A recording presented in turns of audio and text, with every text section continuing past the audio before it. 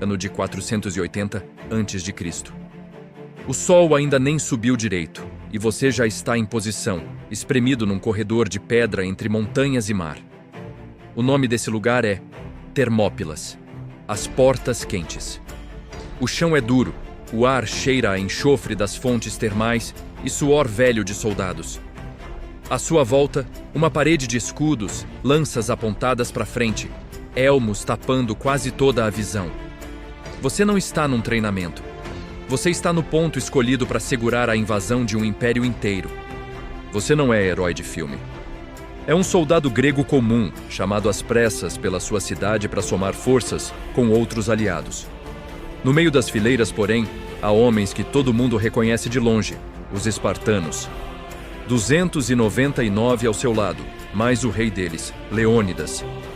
Guerreiros treinados desde a infância, acostumados à dor, fome, castigo e combate. Você sabe que, se existe algum lugar nesta linha onde as pessoas vão resistir por mais tempo, é onde eles estiverem. Do outro lado, você não vê o fim do inimigo. Dizem que o rei persa, Xerxes, trouxe dezenas, talvez centenas de milhares de homens. Infantaria leve, arqueiros, cavalaria, marinheiros, povos de todos os cantos do império. A conversa nos acampamentos é sempre a mesma. Se eles puderem usar toda essa força de uma vez, não sobra ninguém aqui. A única coisa que te dá uma pequena esperança é justamente o aperto do desfiladeiro. Aqui, pelo menos, eles não conseguem avançar em linha tão larga quanto gostariam. A armadura pesa. O escudo queima no braço, a lança faz sua mão suar. Você sente vontade de ajustar o elmo, coçar o rosto, respirar fundo sem metal na frente. Mas não pode sair da formação. Um comando ecoa pela linha. Os escudos se juntam, as lanças se alinham. Lá na frente, o solo treme com o passo de milhares de persas. A ideia começa a ficar muito simples. Ou a formação aguenta, ou você vira só mais um corpo esmagado neste corredor. Este não é um vídeo sobre honra abstrata ou cenas bonitas de combate. É um teste prático. Colocado aqui, entre 300 espartanos e um mar de inimigos, o que você faria para aumentar minimamente suas chances de voltar vivo? No fim dessa história, você vai ter que escolher o seu caminho.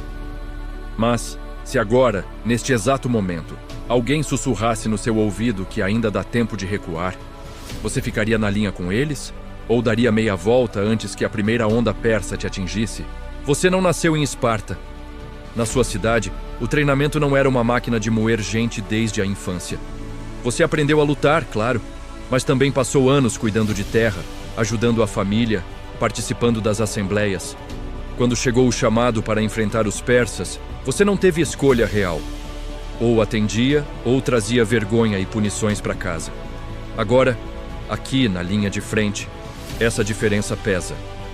Ao olhar para os espartanos, você vê homens que parecem feitos de pedra, com movimentos curtos, secos, quase sem hesitação. Você, por dentro, ainda sente aquele medo mais humano de quem não foi criado só para a guerra. Seu equipamento é parecido ao deles, mas não igual. Você carrega um elmo de bronze que aperta as têmporas, uma couraça simples, uma túnica por baixo encharcada de suor, sandálias que já mastigaram muita estrada. Nas mãos, uma lança pesada e no braço esquerdo, o escudo que virou extensão do seu corpo. Atrás de você, outro soldado encosta o escudo no seu, formando uma parede quase sólida. À sua direita e à sua esquerda, homens respirando rápido, murmurando pequenas preces ou xingamentos. Sozinho, você não é especial, mas encaixado nessa engrenagem, você vira parte de algo que realmente pode segurar uma maré inteira de inimigos. Os espartanos não conversam muito. Eles não estão ali para fazer amizade, estão ali para segurar a linha até o último momento possível. Você percebe que se quiser ter alguma chance de sobreviver, vai precisar copiar o que eles fazem de melhor: disciplina. Não jogar a lança antes da hora, não avançar um passo além do necessário, não abrir buraco na formação para tentar um golpe bonito. Quem busca glória individual nesse corredor estreito costuma ganhar outra coisa: uma morte rápida e anônima no meio da lama e do sangue.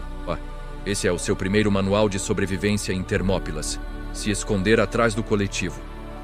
Manter o escudo firme, ombro colado no do companheiro, seguir o ritmo dos comandos, respirar no mesmo tempo que o resto da fileira.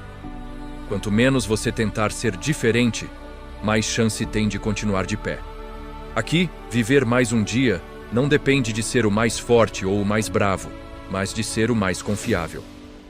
No meio dessa parede de escudos, a sua melhor arma não é a lança que você empunha. É a capacidade de não quebrar a linha quando o impacto vier. À medida que você aceita esse papel, algo muda. O medo não some, mas se organiza. Em vez de pensar, vou morrer, você começa a pensar, preciso manter o escudo alto, preciso dar 2 passos e recuar 1, preciso proteger o flanco do meu vizinho. Ainda assim, uma pergunta incomoda. Quando as ondas de persas começarem a bater, você vai conseguir segurar a posição como um espartano? Ou vai ser o primeiro a perder o passo e abrir a brecha por onde a maré inimiga entra? A caminhada até Termópilas já teria sido dura mesmo sem guerra. Dias na estrada, poeira subindo a cada passo, sol queimando o pescoço, água racionada. Os pés doem dentro das sandálias. O ombro marca onde a correia do escudo roça a pele o tempo todo. Cada parada é curta demais. Cada refeição é simples demais. Quando você finalmente vê o estreito, a sensação não é de alívio. É de entender, de verdade, o que significa ficar preso num gargalo de pedra enquanto um império inteiro vem pela mesma direção. Termópilas não é um campo aberto. É um corredor. De um lado, montanhas íngremes, cheias de pedra solta e vegetação difícil. Do outro, o mar. Entre esses 2 extremos, um caminho estreito por onde homens e cavalos são obrigados a passar enfileirados. No meio disso, o cheiro forte das fontes termais, água quente brotando do chão, lembrando o tempo todo que esse lugar tem algo de estranho e antigo. Você percebe que, se o inimigo tivesse espaço, vocês seriam atropelados. Mas ali, naquele funil, o número deles não encaixa inteiro. E é exatamente isso que mantém você em pé. Os comandantes gregos distribuem as tropas. Alguns grupos mais à frente, outros pouco atrás, prontos para entrar quando as primeiras fileiras cansarem.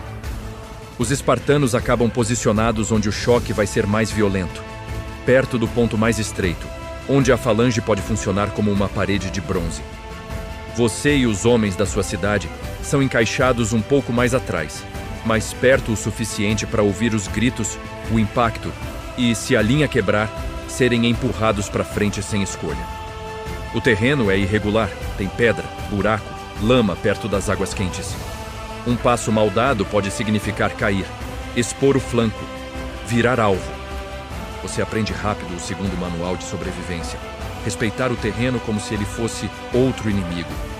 Decorar onde o chão afunda, onde tem pedra que rola, onde o caminho aperta mais. Saber onde apoiar o escudo, onde firmar o pé. Evitar ficar exatamente nos pontos em que o inimigo pode concentrar força. Um soldado desatento tropeça, derruba o escudo, abre uma fenda pequena vira um buraco vira uma brecha por onde dezenas de persas entram. No campo aberto, você até poderia recuar para um lado. Aqui, se cair, cai em cima de alguém. E todo mundo cai junto. À noite, antes da primeira grande investida, você sente o estreito de outra forma. As fogueiras iluminam os rostos tensos, o vapor das fontes se mistura à fumaça, o som do mar bate ao fundo. Em algum lugar na escuridão, do outro lado, o exército persa também se prepara. Você não sabe quantos são, mas sabe que, no dia seguinte, o mundo deles vai tentar se espremer por esse corredor onde você está. Deitado num chão duro, com o escudo debaixo da cabeça, uma ideia se forma. Se quiser sobreviver, não basta ser forte. Você vai ter que usar cada palmo desse desfiladeiro a seu favor, como se o próprio lugar estivesse lutando ao seu lado. A dúvida é se na hora em que o som dos tambores persas começar, você vai lembrar desse plano. Ou vai congelar com a parede de lanças vindo na sua direção. Quando o primeiro dia de combate começa, não é com um grande discurso, e sim com barulho. Tambores persas, gritos em línguas que você não entende, o som ritmado de milhares de sandálias batendo no chão. A ordem passa pela linha como um fio invisível. Escudos juntos, lanças baixadas, elmos firmes. Você sente o peso do homem atrás de você encostando nas costas, a madeira do escudo rangendo sob a pressão. Por uma fração de segundo, tudo parece parado. Depois, a maré bate. Os primeiros persas vêm correndo, confiando na quantidade e na velocidade. Mas, quando chegam no estreito, algo dá errado para eles. Não tem espaço. A frente deles se espreme, os de trás empurram sem ver, muitos se chocam entre si. Quando finalmente alcançam a linha grega, não encontram homens soltos para derrubar, e sim uma parede de bronze. O impacto chega até você como um empurrão seco, o escudo vibra, seu braço arde. Você ouve lanças rachando, metal raspando, gemidos curtos. As lanças gregas avançam por cima dos escudos, atingindo quem está preso no bolo inimigo. Pela primeira vez, você entende que, ali dentro, a falange não é uma ideia bonita. É uma máquina. O tempo começa a se distorcer. Você perde a noção de quantos minutos ou horas se passaram desde o primeiro choque. O que você sente é uma sequência de comandos. Empurra, fura, recua meio passo, fecha espaço, troca posição com quem está mais cansado. Às vezes, um corpo inimigo cai à sua frente, atrapalhando o passo. Às vezes, é alguém do seu lado que desaba, e você precisa ajustar o escudo antes que a brecha se forme. Seu braço que segura o escudo queima, o ombro lateja, a mão da lança formiga. Mas você percebe uma coisa importante. O estreito realmente impede que o exército persa use toda a força de uma vez. Eles vêm em ondas, e cada onda quebra na mesma parede onde você está.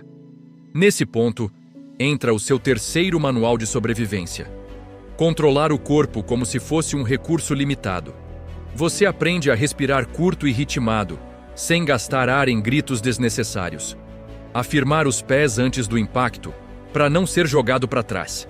A mexer o mínimo possível fora do movimento da formação, guardando força para quando o comando vier.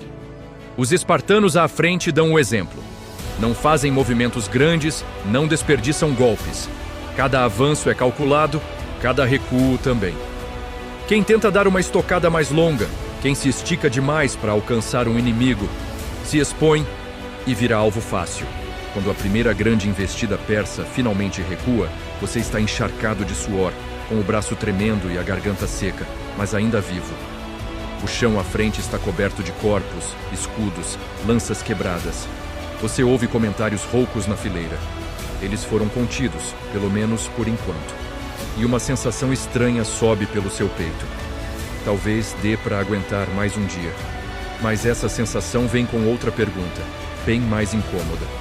Se os persas mudarem a tática, se as ondas ficarem mais pesadas e mais frequentes, será que você vai conseguir manter esse controle do corpo e da mente?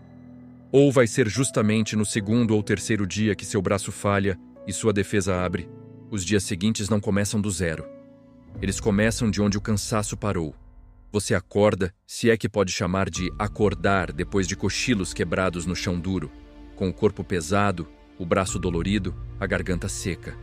A armadura, que já era incômoda, agora parece ter ganho alguns quilos extras. Cada vez que você levanta o escudo, sente o ombro reclamar. Cada vez que fecha a mão na lança, os dedos demoram um pouco mais para obedecer. Mas não há opção de descanso verdadeiro em Termópilas. Enquanto você está ali, o império do outro lado continua inteiro. A rotina da batalha vira um tipo de tortura repetida. Os persas atacam em ondas. Infantaria, arqueiros, homens de diferentes povos tentando romper a linha grega de jeitos variados. Às vezes, eles recuam e parecem desistir por algumas horas, mas você sabe que é só o intervalo antes da próxima pressão. Nesse meio tempo, o que você tem é pouco. Um gole de água racionada, uma refeição simples, um momento rápido para limpar o sangue, seu e dos outros, do escudo. Não há tempo para luto. Amigos que caíram no dia anterior viram parte da paisagem do corredor, amontoados à frente, às vezes usados até como barreira improvisada. O cheiro fica pior. Sangue seco, suor, poeira, fumaça das fogueiras, o enxofre das fontes termais. As moscas começam a aparecer, os ferimentos menores inflamam, cortes que teriam cura em casa aqui podem virar sentença de morte em poucos dias. A mente vai ficando mais frágil. Você começa a ouvir boatos. Quantos persas já morreram? Quantos ainda estão vindo? se há realmente reforços gregos em algum lugar ou se vocês estão só comprando tempo para o resto do mundo fugir. De vez em quando, você pega o olhar de alguém na fileira. Aquele olhar vazio de quem está ali de corpo, mas a cabeça já foi embora faz tempo. É aqui que entra o quarto manual de sobrevivência: proteger a mente com o mesmo cuidado que protege o corpo. Você percebe que se ficar o tempo todo pensando em quantos eles são ou até quando isso vai, começa a tremer antes mesmo da luta. Em vez disso, quem aguenta mais tempo faz outra coisa: foca no imediato. No próximo comando, no próximo passo, no próximo ajuste do escudo. Um dia de cada vez, uma onda de cada vez, um impacto de cada vez. Você aprende a não olhar muito para o rosto dos mortos, a não contar quantos tombaram, a não fazer planos longos dentro daquela garganta de pedra. Seu objetivo muda. Não é sobreviver à guerra inteira. É passar por mais este dia sem ser o buraco na formação. Ainda assim, o cansaço abre brechas. À noite, deitado, você sente o corpo vibrando como se ainda estivesse em combate. As mãos se fecham sozinhas. A perna dá pequenos espasmos. O ouvido parece ouvir gritos mesmo no silêncio. Em algum momento, você percebe que não tem mais como sair dali o mesmo de antes, mesmo que viva. E lá no fundo, uma dúvida começa a crescer como pedra no estômago. Quanto tempo mais esse desfiladeiro consegue proteger vocês antes que os persas encontrem outro caminho? E quando isso acontecer, que valor vai ter todo esse esforço se de repente o inimigo aparecer também pelas suas costas? A resposta não vem primeiro pelos olhos, mas pelos boatos. Sussurros passando de soldado em soldado. Falaram de um pastor local, de um caminho nas montanhas, de persas vistos em lugares onde não deveriam estar. No começo você tenta ignorar. Mais um rumor para piorar o medo. Mas, aos poucos, as informações batem. Há um atalho, uma trilha de cabras por cima das Termópilas, e alguém mostrou esse caminho ao inimigo. O nome de quem traiu pouco importa para você. O que pesa é a consequência. O corredor que antes funcionava como gargalo, agora pode virar armadilha fechada por dois lados. Os oficiais se reúnem, as conversas ficam mais tensas, mensageiros entram e saem. Você percebe que algo mudou de verdade quando uma ordem começa a circular. Algumas tropas vão recuar. Não é fuga caótica, é retirada organizada. A ideia é simples e cruel. Se todo mundo ficar, todo mundo morre de graça. Se uma parte for embora, pelo menos esses homens podem lutar em outro lugar, em outro dia. No meio dessa movimentação, os espartanos se destacam de novo. Leônidas decide outra coisa para ele e para os seus. Eles vão ficar, não para vencer, mas para segurar o máximo de tempo possível, mesmo sabendo que isso significa morrer. É nesse ponto que você descobre que não é mais só um soldado na linha. Você tem que escolher. Seus comandantes dizem que há permissão para recuar com outras cidades gregas. Se partir agora, há uma chance real, não garantida, mas real, de atravessar a estrada de volta, se afastar do funil, chegar em algum lugar menos mortal. Em comparação com o que você já passou, é quase um presente dos deuses. Mas, enquanto pensa nisso, você olha para aqueles que decidiram ficar. Espartanos ajeitando o elmo, como quem arruma a túnica, ajustando o escudo como se fossem encarar só mais um dia comum de combate. Nenhum discurso longo, nenhuma lágrima. Só a aceitação seca de que a função deles é usar o próprio corpo como muro até o fim. Aqui entra o quinto manual de sobrevivência. Entender que sobreviver não é só estar vivo amanhã. É também conviver com o que você fez hoje. Se você recuar agora, sua chance física de continuar respirando aumenta bastante. Vai poder ver sua cidade de novo, talvez até combater mais uma vez, em outra batalha, com mais terreno a seu favor. Mas vai carregar para o resto da vida a memória daqueles que ficaram no gargalo, sabendo que você podia estar lá e não esteve. Se decidir ficar, a situação se inverte. Minimiza a culpa, mas praticamente assina a própria sentença de morte. Não existe resposta limpa. Qualquer escolha machuca de um jeito diferente. Enquanto a noite cai e a movimentação aumenta, você sente esse peso se instalando nos ombros mais do que a armadura. Alguns ao seu redor já começaram a andar na direção da retirada. Outros nem se mexeram do lugar. encarando o desfiladeiro como se tentassem decorar pela última vez cada pedra. Lá na frente, você sabe que os persas estão se posicionando não só no corredor, mas também nas alturas, prontos para descer pelas costas de quem permanecer. O tempo de pensar está acabando. Em poucas horas, o desfiladeiro deixa de ser uma linha de defesa e vira uma armadilha de pedra. Quando o primeiro clarão da madrugada começar a desenhar as montanhas de novo, a decisão já terá sido tomada, por você ou por alguém em seu lugar. E é aí que a pergunta deixa de ser teórica. Você entra na coluna dos que recuam, apostando que viver mais tempo também é uma forma de honrar essa resistência. Ou permanece ao lado dos 300 e dos poucos que ficam, aceitando que a sua sobrevivência talvez dure só mais algumas horas de combate? Se você escolhe recuar com os aliados, sua história não termina em Termópilas. Você não sai correndo em pânico. A retirada é pesada, silenciosa, cheia de olhares por cima do ombro. Cada passo para longe do desfiladeiro parece ao mesmo tempo alívio e peso na consciência. Você ainda ouve ao longe o som dos tambores persas e o eco das ordens de comando. Com o tempo, esse som vai sumir, mas a lembrança não. De volta à sua cidade, você será um dos poucos que viu Termópilas e voltou.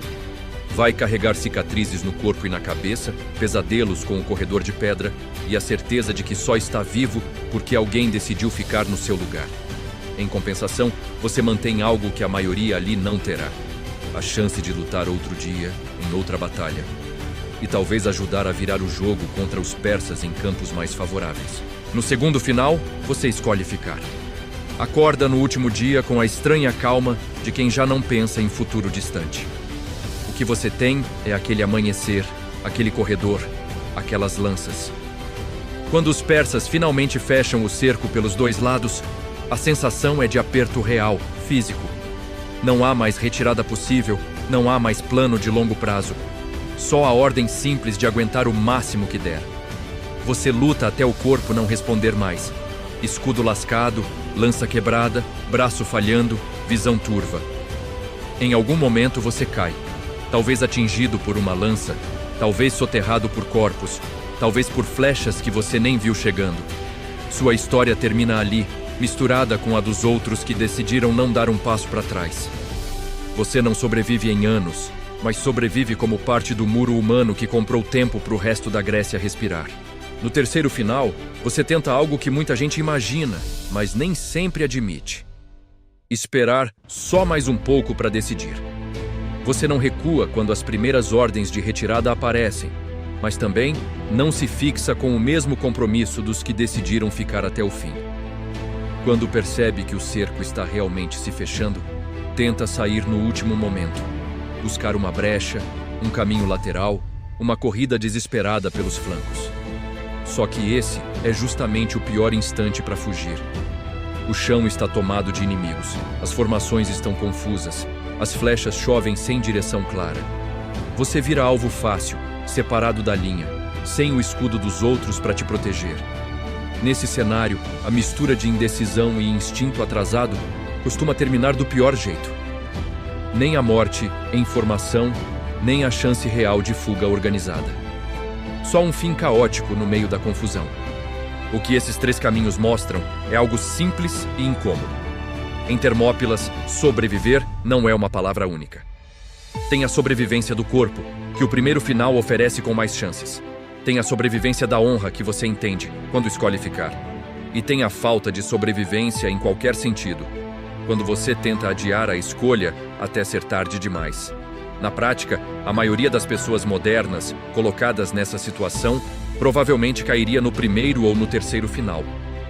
Ou recuaria assim que tivesse permissão, ou hesitaria até o limite, tentando não assumir nenhuma decisão clara e sendo atropelada pelo avanço dos acontecimentos. Se a sua meta é maximizar a chance física de continuar vivo, o Manual de Sobrevivência de Termópilas aponta para um conjunto de atitudes pouco glamurosas.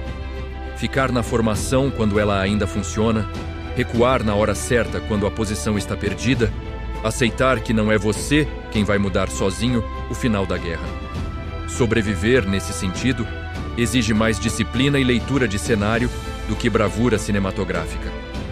Ao mesmo tempo, é impossível ignorar o peso de quem ficou. Sem eles, talvez nem houvesse histórias de resistência, nem tempo ganho, nem inspiração para o resto da Grécia. Fora do desfiladeiro, a verdade é que todo mundo tem sua própria Termópilas. Um problema enorme, uma situação em que você é minoria, um momento em que parece que o mundo inteiro está pressionando por um lado só. Às vezes, sobreviver é aguentar firme por mais um dia na linha. Às vezes, é admitir que aquela posição está perdida e que você precisa recuar para lutar em outro lugar, em outro momento. O que não costuma funcionar bem é viver eternamente no meio termo, sem se comprometer com nenhuma escolha, esperando que o cerco nunca se feche. Então, agora que você caminhou pelo desfiladeiro, sentiu o peso do escudo, encarou o cansaço e viu o cerco fechar, a pergunta volta para você. Em qual desses finais você realmente cairia se estivesse nas Termópilas? Ficaria até o fim com os 300? Recuaria quando ainda há estrada? Ou deixaria a decisão para depois e seria pego no pior momento possível? Conta nos comentários qual seria o seu destino e se inscreve no canal para encarar outras situações históricas em que a pergunta é sempre a mesma: você sobreviveria?